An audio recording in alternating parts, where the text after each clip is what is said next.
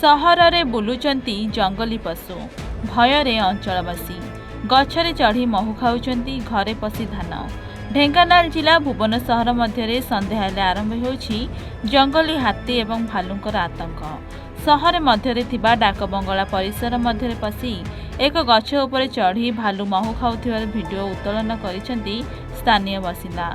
सेहिभଳି ward number 2 कोल्ध Sai मध्य पशि गोटे दंता हाथी धान खलारू धान खाइबा सहित व्यापक नष्ट करिछि।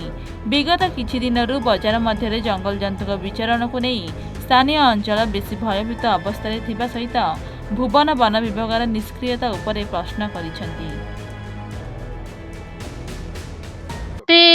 साढ़े तीन राति पशिला हेटू आम जान से होर मार होम जान आम मैंने कौन तड़ुं कौन कर आसिक जिते फरेस्ट आम द्वार मुहर टर्च मारिक आमको उठेला पिला छुआ धरिकी उनिया घर को पलैली देखिली जे हाथी एठे धान खाऊची आ कौन कह घर पशुला माने जरी टेकुला आम पिला हाँ हाथी पशिला छानिया पड़ी हांटुरी जाइए आंठू गंठी सब छिड़ी जाइए साढ़े 10टा भलिया धान खाई जाइए।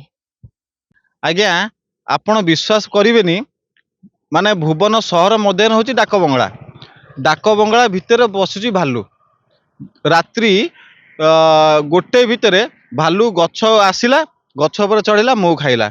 मुझे वन विभाग को कहना चाहूँगी टिके पेट्रोलिंग व्यवस्था टिके यथा संभव आपण द्वारा टिके कड़ा करा जाता ताले बहुत भल होता कल लोक टिके सुरक्षित काली हाथी पशिला आज भालू तापर केतला बाघ पशिबो एटी करा जिवो कोन जदि भालू पशिकी महू खाई पारुछि मनुष्य मारा केते बाटा जीव।